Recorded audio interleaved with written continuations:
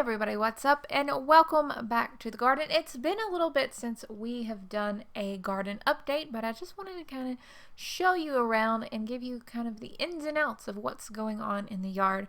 There has been a lot of change here in the yard with both vegetables and our cut flowers. First and foremost, I got rid of a lot of hardy annuals that were done producing. Looking around, I tore up a lot of plants, a lot of snapdragons, a lot of just things that were done. We had a good run with poppies and all that and the ranunculus, but all of that has been completely removed to make more room in the garden.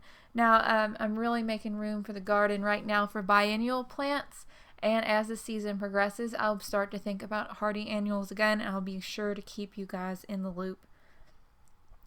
In the plants that were removed to make room for new biennial flowers are the onions and the potatoes.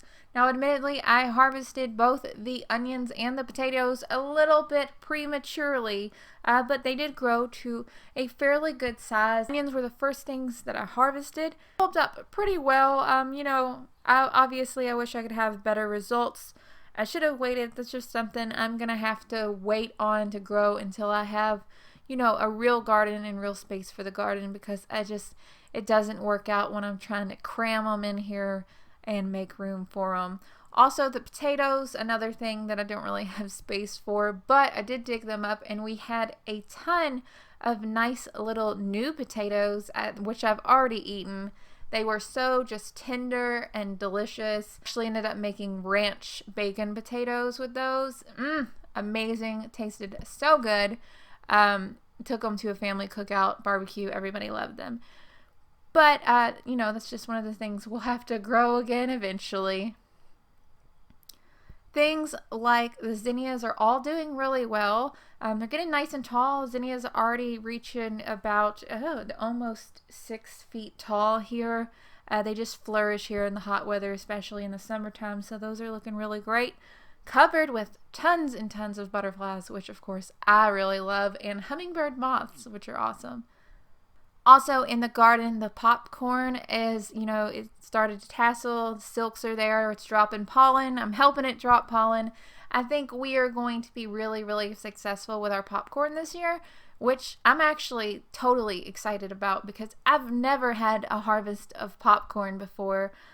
Usually the birds eat the seeds before I can even plant, before they even turn into plants. I don't know what I'm trying to say.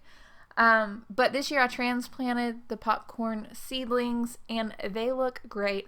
Totally pumped up about this one. I love popcorn, and if I can grow it, that would be awesome too. Other things that are moving towards maturity, we have our naked bear pumpkins. These are the holeless pumpkins.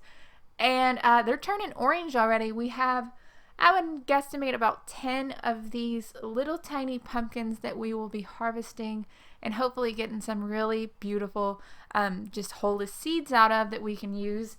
Very excited for that. I'm actually really pleased. This is a cucurbit peepo or whatever they're called, and usually those really struggle here in my yard because of squash bugs, vine borers, cucumber beetles, you name it, I got it. Powdery mildew. These have really showed themselves to be really robust. Last but certainly not least, and perhaps one of the most exciting aspects of the garden right now, are the lisianthus. These things have really put on some great height.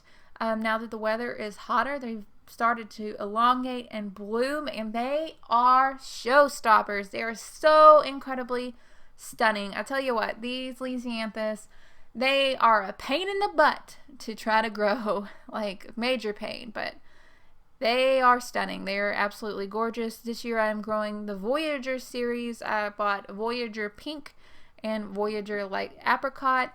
Hopefully pretty soon I will be putting out another video about how to grow lisianthus from start to finish in the cut flower garden, in case you're interested in that, because I really, really love these things. That's about it for this video. Hopefully you liked it. There's a lot of stuff going on. What's going on in your yard? I'd love to hear all about it. Be sure to tell me in the comments. As always, if you're new to the channel and you like this video, be sure to subscribe. I would love to have you. Hit the bell icon. Hit the bell multiple times. I don't really know what YouTube has you do anymore, honestly. But we're making new videos all the time about cut flowers and vegetable garden, all kinds of stuff. So if you like it, be sure to subscribe. I hope that you guys are having such an amazing day, and I'll talk to y'all later. Bye, guys.